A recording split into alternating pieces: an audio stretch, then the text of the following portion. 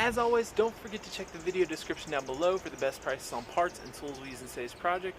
This is a 2007 Toyota Camry. Today we're going to be checking on the mass airflow sensor. This could be like a P0101, P0102. Let's check it out.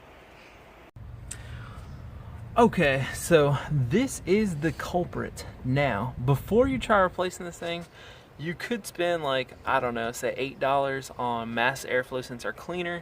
You can unbolt this, unbolt, what is this? Oh yeah, it's just like 2 bolts. It's a bolt over here, and then you pull this up and out of the way, and then you're probably gonna unbolt this, and you take this whole piece off. We'll unplug this, and let me use 2 hands. Oh, I got it with one. Just squeeze and pull. You take that whole piece off, spray that with the mass airflow sensor, clear the code, put everything back on. That might solve your problem. If that doesn't, you're going to want to replace this mass airflow sensor. So basically, we just have 2 Phillips head, one here, one here. Alright, so I'm going to take my Phillips head screwdriver, go ahead, start to take this thing out.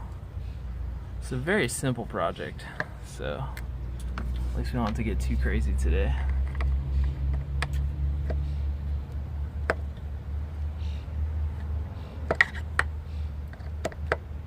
And then this guy should just come on out. You're gonna probably just twist him a little bit and then pull him out, and that's it. You can also, it's actually, you know what, it'd be easier just to spray it with mass airflow sensor cleaner from here instead of taking your air filter box out. I just thought about that, but yeah, that's it. You'll take your new one, just go ahead and stick it back in there, and just kind of spin and push, get them in there like that, click them back, click, and then go ahead and run both your screws in, and that is how you replace your mass airflow sensor. Again guys, best price for this thing in the video description down below. Click on it, check it out.